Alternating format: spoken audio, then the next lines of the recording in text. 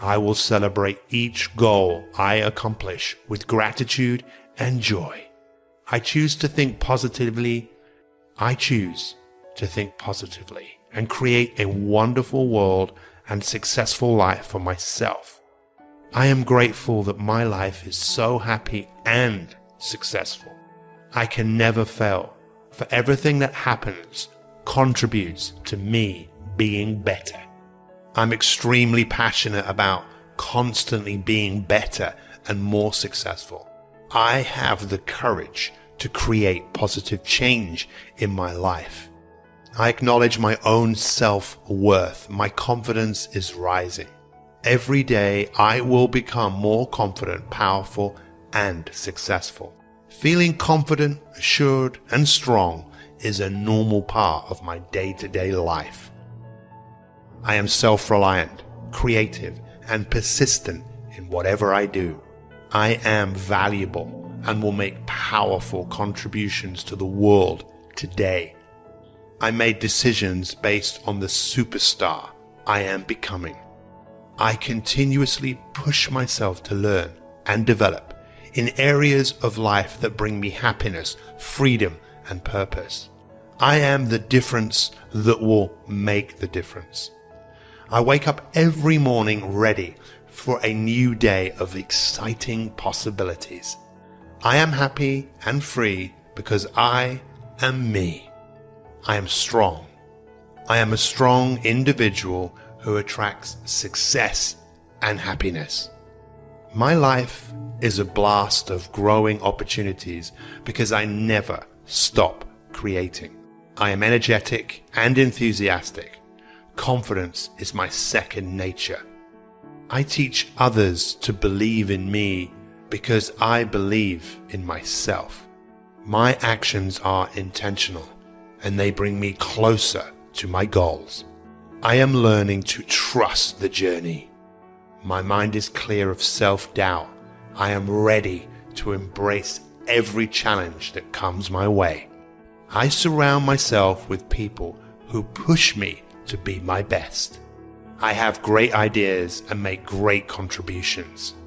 Every challenge I face is an opportunity to grow and improve. I am the architect of my life. I build its foundation and choose its contents. My ability to conquer my challenges is limitless. My potential to succeed is infinite. Today, I abandon my old habits and take up new, positive ones. I am excited about the possibilities that exist for me. I am able to think greater than I feel. I am the difference that will make the difference. I create success with everything I do. My impact starts with myself. My future is unwritten and I have the power to change. I let go of the thoughts that do not serve me. I choose to be the difference that will make the difference in my life. Today, I choose to direct my thoughts. I am inspired, and I breathe life into my goals, my dreams, and my ambitions. Today, I am committed to my purpose. I act on my inspiration. I take the action necessary regardless of how I feel. A great life, it doesn't happen by chance. It happens by design. I am responsible for making smart decisions to drive success in my personal and professional life. I am blessed to have everything in my life to make it successful. I believe in myself and my abilities. I am the architect of my fate. I can achieve what I've dreamt for myself. The whole world is full of opportunities for me to succeed and impact. I am full of vitality. My confidence, positive attitude, and self-belief are my biggest assets to take me a step closer to my success. I'm not afraid of failures. I learn from my mistakes and turn failures into favorable results. The economy is going to change no matter what you want it to do. The weather is going to change. Relationships are going to change. Everything in life is always changing. We don't have to work on change. Change is automatic, but progress is not. So if you want to make real progress, then you really got to look at your life in a different way. You got to say, I got to take control of this process and not just hope it's going to work out like people do who make a resolution. You have to own your own happiness. Take it away from other people demanding that they make you happy. Your kids are not going to make you happy. Your spouse is not going to make you happy. A big house is not going to make you happy. Own your own happiness and be responsible for doing those things that bring joy into your own heart, independently of life and people and money and all of that stuff. Right. It doesn't necessarily give you a happiness. You have to take responsibility of that peace and that joy that lives inside of your heart and not inside of your stuff. It's a hunt. It's a pursuit. It's a constant thing. It's going on all the time. And when you're in the middle of it, in motion, that's when you feel your best. But the discomfort of that motion makes people so uneasy that they feel like, well, I'm going to go through this discomfort and then I'm going to get to a place of stillness where it's all going to make sense. Finally, I made it. I'm here to tell you that fucking place doesn't exist. It doesn't exist. It's not a real place. It's a place that people look to as an inspirational goal, a destination. And that's going to be the thing that you work hard for. You're going to push until you get to this place, and then it's all going to be worth it. That place is not real. If you have $1 million, you want $1 billion. If you have a big house, you want a bigger house. You have to find out what actually makes you happy. And it's not having all your ducks in a row on paper. It's improvement. It's improvement in the way you manage your mind. It's improvement in the way you manage your emotions. Don't worry about what needs to be done. Think about who you have to be in order to get it done. And you do this by focusing on all the things that you're grateful for. Focus on what's working in your life rather than fixating on what isn't working. Maybe you're grateful for the person that's lying next to you. Maybe you're thinking of your children. Maybe it's a dog lying on the side of your bed. Maybe you're listening to the birds outside your window. It's the wonderful house you live in. Maybe it's the wonderful organization that you belong to. It doesn't matter what it is. You just feel it with your heart and soul. You build from there and you keep going. Why do I want you to do this?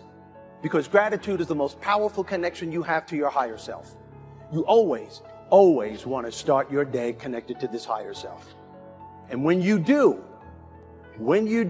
life becomes easier. You don't take things personally. When you're confronted with a challenge, you just look at it for what it's worth. It's a challenge. Everybody's confronted with challenges. And you know that there's something within you that can meet it and overcome it and move forward as a result of it. Tell yourself you're going to enjoy the day.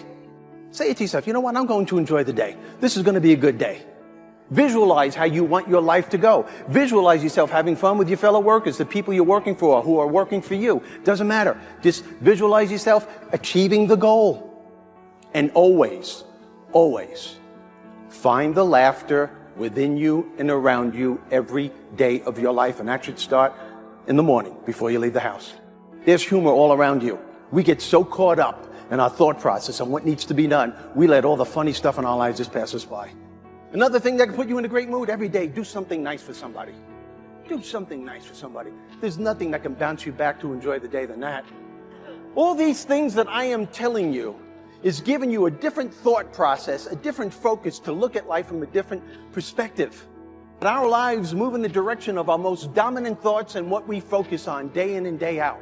Not only do our lives move in the direction of what we focus on and what we think about, but those very things that we're thinking about and focusing on are moving closer to us.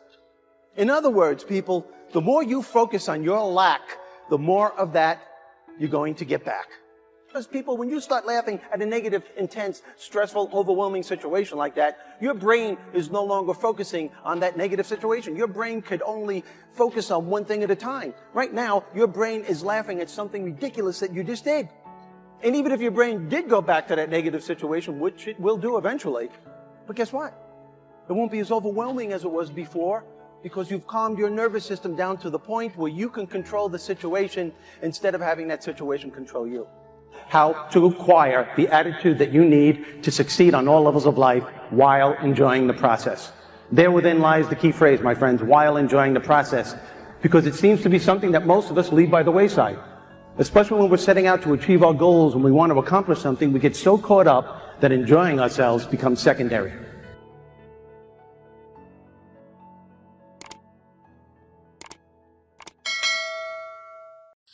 accept where you are and the responsibility that you're going to take yourself where you want to go. You wanted a good husband, but you wasn't a good wife. You wanted children, but you wasn't a good parent. You wanted a good wife, but you wasn't a good man. I measure the value of a man by how hard he presses. That's how you can determine who you're fighting, by how hard they press. How hard you press tells me how hard you hit. You can be all big and muscle bound and still not have no force behind your punch. Force, kinetic energy, energy in motion. You can't have energy sitting. Move so you can Energy is measured by motion. so you can get on with your life. That's why the devil wants you to sit down, shut up, and feel sorry for yourself. But you ought to blow the devil's mind this morning. I feel a pressing spirit in here this morning. I feel a determination in here this morning. I feel a fight in here this morning. Look at your neighbor and say, get on up them steps. Don't you get 40 and get tired. Don't you get 50 and get tired. Don't you get 60 and get tired. Don't you get 70 and get tired. Don't you get 80 and get tired. Get on up them steps.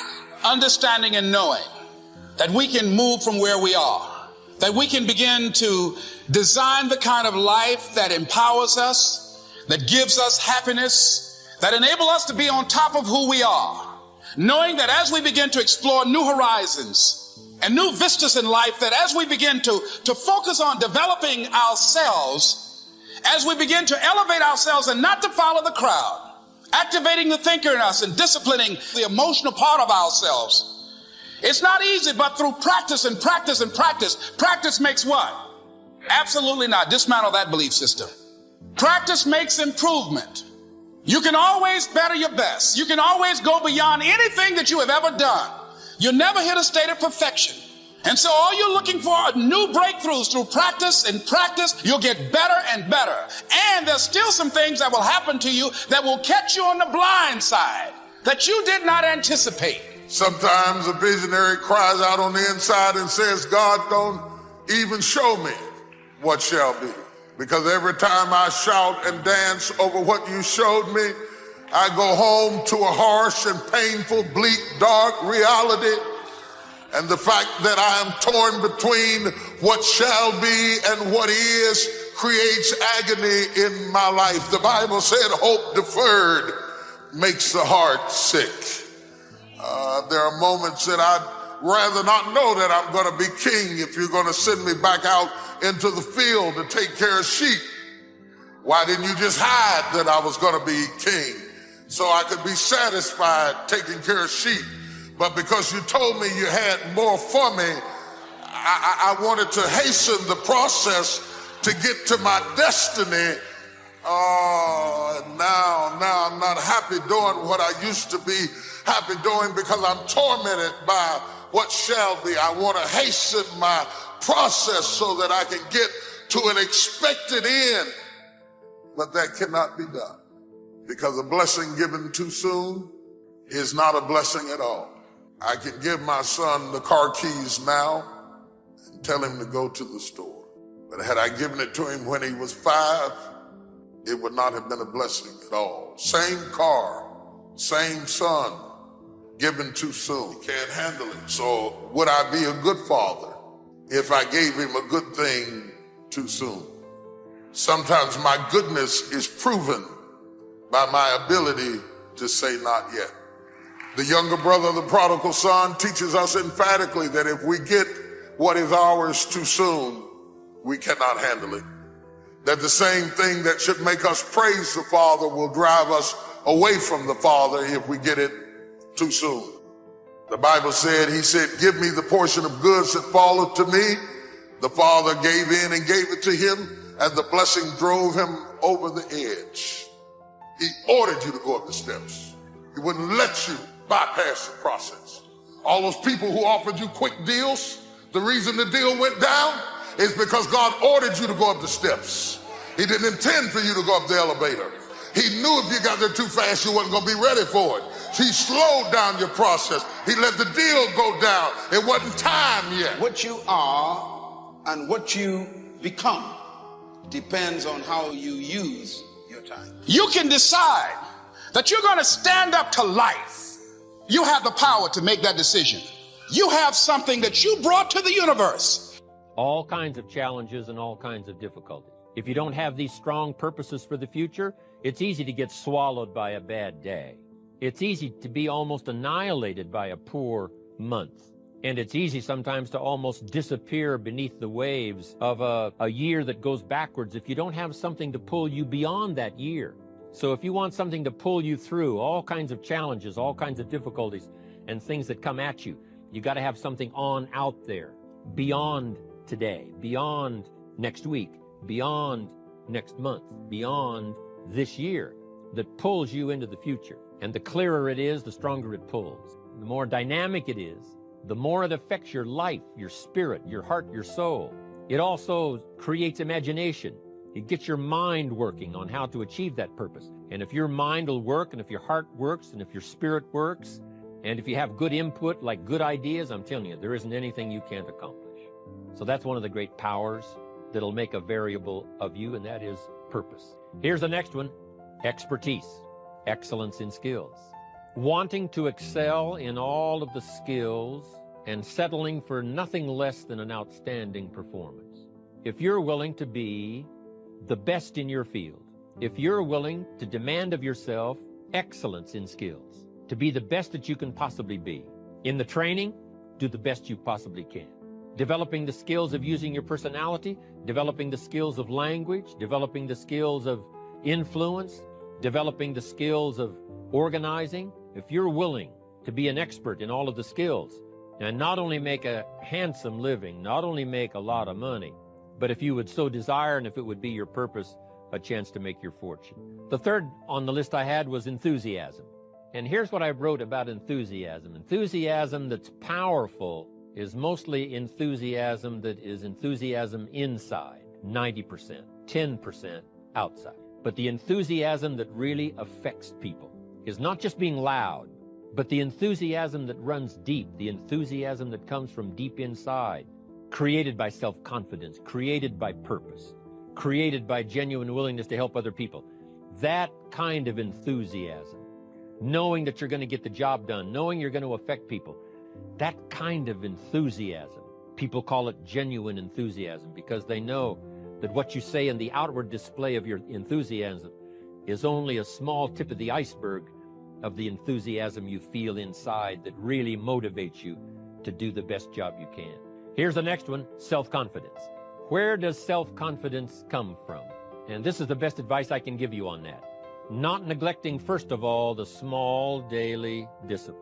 Self-confidence really comes from feeling good about yourself. Pursue a goal, and so that'll put you up against challenges.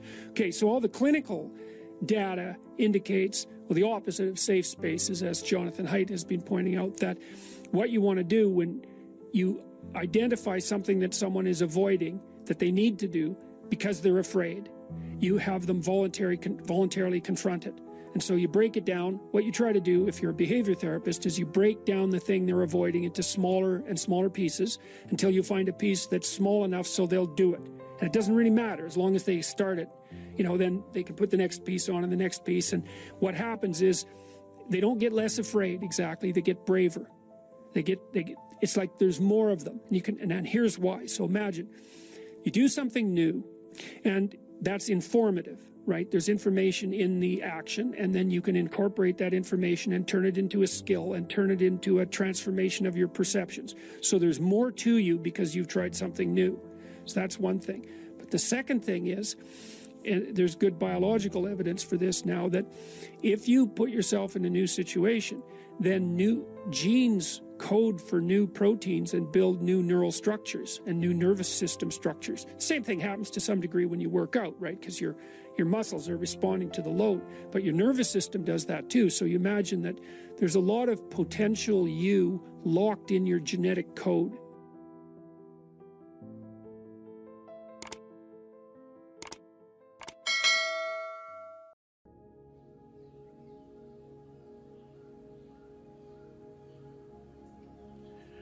So it's vitally important to discover, first of all, that there is a voice in your head that indulges in self-talk. most of the time.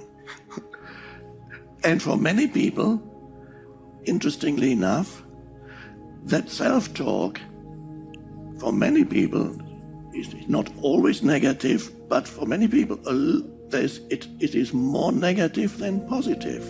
A good event that happened yesterday, you might have gone to a nice reunion, or you went out into nature and you witnessed a beautiful sunset.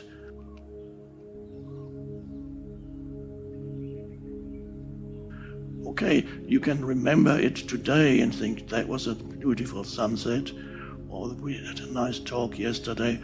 But you can't do that much thinking about a nice event. But the mind, when there's something negative that happens yesterday, somebody offended you, or didn't give you the attention that you wanted from him, then you can start thinking of how, oh my God, what he did, he's really...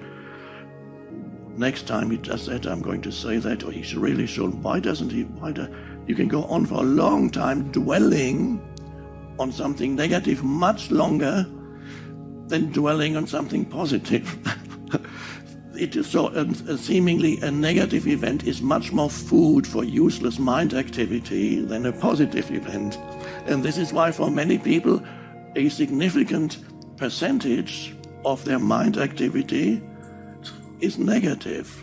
For some people, it is almost 100% negative, but it is unlikely that these people would get a job in this company because your predominant state of consciousness, your predominant mental emotional state, there's a certain correlation between who you associate with, where you find yourself, and even what kind of things happen to you.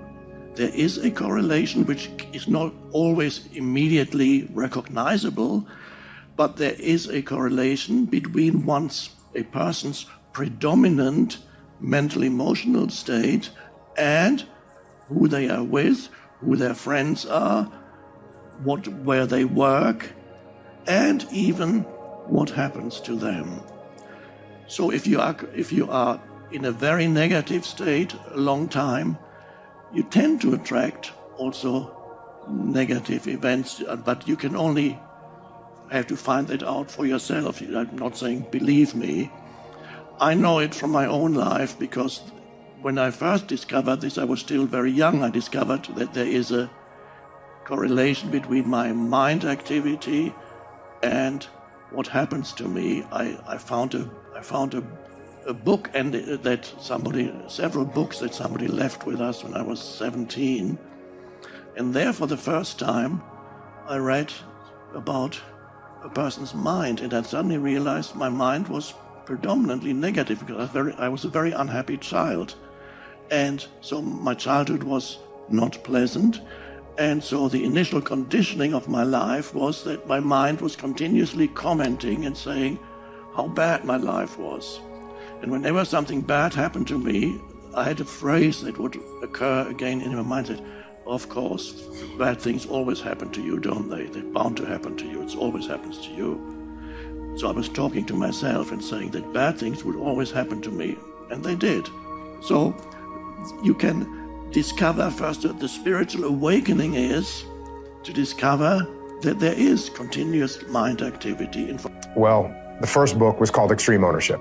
And what that means is you're not going to make any excuses. You're not going to blame anyone else. You're going to take ownership of whatever happens. And when something goes wrong, instead of pointing fingers and blaming someone else, you're going to take ownership of that problem. You're going to take ownership of figuring out what the solution to that problem is, and you're going to take ownership of implementing that solution. So that is the number one thing that I'm looking for a leader to do, is to take ownership of the problems. And again, we called that extreme ownership. And it was one of those things that was very easy to see in a SEAL platoon, because when someone doesn't take ownership and starts pointing fingers and blaming, well, like for instance, right now, if I started pointing my finger and blaming you for something, what's your natural reaction going to be? You get defensive, get upset. I mean, it's not my fault this broadcast isn't what I wanted it to be. Exactly. And then what happens is we have a team where I'm pointing the finger at you, you're pointing the finger at someone else, and now we have no one taking ownership of the problems, and therefore the problems never get solved. The opposite of that is when you have a good leader that steps up and says, hey, Ben, you know what? This broadcast didn't go the way I wanted it to. I should have done a better job preparing for your questions. I'm sorry, I apologize. And now instead of you getting defensive, you say, you know what? No, actually, I could have done a better job. And now both of us are taking ownership of the problems and we're going to get them solved. If you're blaming everyone else, I can't control you. I can't control these other things outside. I can't control. The only thing I can control is me. So instead of worrying about who else is causing you problems, worry about what you can do to yourself to improve your station. And if you go down that path, you're going to find you have a lot more control than you think you do. How do we make good decisions? Well, number one, making correct decisions. You got to study. You got to know and understand. You got to know the background. You've got to know the historical outcomes of equivalent type decisions that have happened in the past, similar situations. And if you know the history and you know the background, then you can use those to assess the current situation you're in. And then once you assess the decisions that you can make, assess the possible actions that you can take, and then assess the outcomes that those decisions will have, those actions will have. And when you're doing that, you also have to assess the possibilities of inaction. So a lot of times people forget that one. They don't know if they should do A or B. What they forget is there's also, what if I don't do either? What's going to happen? Sometimes not doing either is good. Or a lot of times not doing either is bad. So you got A or B. What should you do? Maybe sometimes you got to pick A or B. Sometimes, occasionally, it's better not to do anything. And you wait and let the situation develop a little bit more. So the point of this is whatever you can know beforehand, you know. You learn, you study, you understand, you know the standard operating procedures, you know what variations have been made on the standard operating procedures, and that's how you go forward.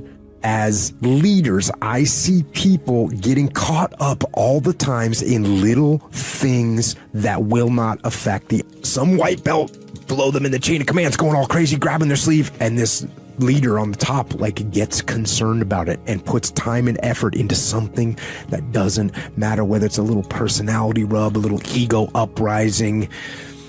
It's like, should we do it this way or should we do it that way? It doesn't matter. That's a little sleeve grab. It doesn't matter. And I see people getting caught up on things that don't matter all the time. And what I've realized is it's something that I figured out a long time ago. I don't know when, but a long time ago, I figured out, you know what? That thing doesn't matter. I'm not going to worry about it. That thing doesn't matter. I'm not going to worry about it. That thing doesn't matter. I'm not going to worry about it. That thing matters. I'm going to focus on that thing. And that makes a big difference. It's leadership capital.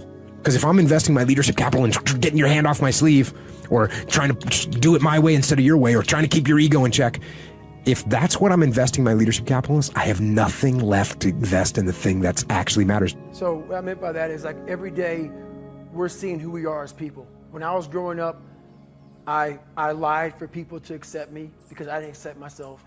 So I would make up stories so then you would accept me into your world. I would, everything I did was for someone else to like me. It wasn't until I started reading my own book about how pathetic I was as a human being. I could blame my dad, I can blame kids at school, I could blame having health issues, ADD, my mom not being around. I could blame a lot of people, and that's the book I was reading. And I put it off on everybody else. It wasn't until I said, you know what, for me to fix this, I gotta read what the fuck is wrong with David Goggins? Not blame anybody. Read my book and say, okay, I'm afraid of my shadow. How can I overcome that? Go in the military, get your ass kicked, do things you hate to do. Be uncomfortable every fucking day of your life. Roger that. I'm not the smartest kid in the world. Okay. Instead of somebody saying, oh no, you're smart. No, don't say that to yourself. I said to myself, no, I'm a dumb motherfucker. Okay, roger that. How you get smarter? Educate yourself. So the things that we run from, we're running from the truth. We're running from the truth, man. So the only way I became successful was going towards the truth. As painful and as brutal as it is, it changed me. It allowed me to become, in my own right, who I am today. The first ultra marathon wasn't smart at all. So basically what happened was, I was at military free fall school with Morgan Luttrell. Marcus Luttrell, if you guys don't know, was the lone survivor, the guy. He was in a bad op went bad. He was the only Navy SEAL that lived. Long story short, you gotta get the book, read Lone Survivor, great story. Morgan is Marcus Luttrell's twin brother. And I was there with Marcus. So what happened was myself and Morgan were in free fall school. At the same exact time, Marcus was in the worst incident in SEAL history. So I knew that Marcus might be dead. He wasn't dead. Everybody else was dead. So I actually brought Morgan, I actually told Morgan, hey man, your brother was in a bad incident. I don't know if he's alive. I don't know what's going on. Long story short, Marcus is alive, and I go on to want to raise money for families. All these guys died. They all had kids. I want to raise money for the Special Operations Warrior Foundation. It's a foundation where 100% tuition goes to these kids to go to college, full tuition, whatever. So I found this great foundation. I'm going to raise money for it. So I said, you know what? I have to Google something that's evil, something very hard. I knew nothing about ultra marathons. I hadn't even run a marathon. I knew nothing about this world. So I Googled the top 10 hardest races in the world. And what comes up is a Badwater 135. It's a 135-mile race through Death Valley in the summertime. I thought it was a stage race. I thought it was a race where you run like 20 miles, set up camp, barbecue outside, and then go run some more the next day. So I called the race director up at the race and said, hey, Chris, his name is Chris Kosman, I want to do your race. So we had a long conversation. I was much heavier then, and I hadn't put running shoes on in over a year. How heavy are you at this point? I'm around between 240 to 270. Whoa. I'm in there. I'm in that range. My weight has varied a lot through the SEAL teams and out of the SEAL teams, so I was a heavy guy. But the long and short of it all was I hadn't put running shoes on in over a year. I was a big-time power lifter. I lifted weights heavy. That's what I did. Right. I got back home from Iraq, went straight to free fall school, and then this happened. So I called Chris Kosman up on a Wednesday.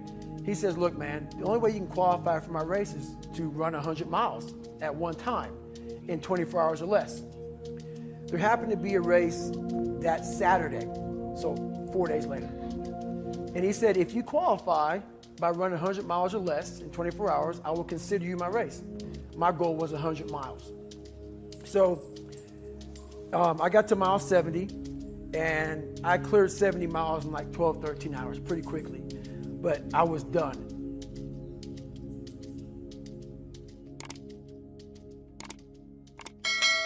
In the Bible says a man without a dream or vision shall perish. If you got no dream, if you got no vision, you're sunk, you're done. I'm sorry. I'm just giving you the basics of how to be successful. This is how I got here. 1968, came off school off of a summer vacation. I'm 10 years old. The assignment the teacher had was everybody in the school class, write your name on a piece of paper and what you want to be when you grow up. I wrote on my paper, I want to be on TV. That's what I wrote. That lady said, turn in your paper. She went around the room, called everybody's name up. You had to stand while she read your paper. She read off everybody's name. She saved me for last. She said, little Stevie, come to the front. I'm thinking, okay, this is it. I ain't never had a gold star in school in my life. I've never been recognized for academic achievements in my life. I've never got an award of any kind in my life. Here I come, little Stevie coming to the front. But I was poor. I had to wear my brother's clothes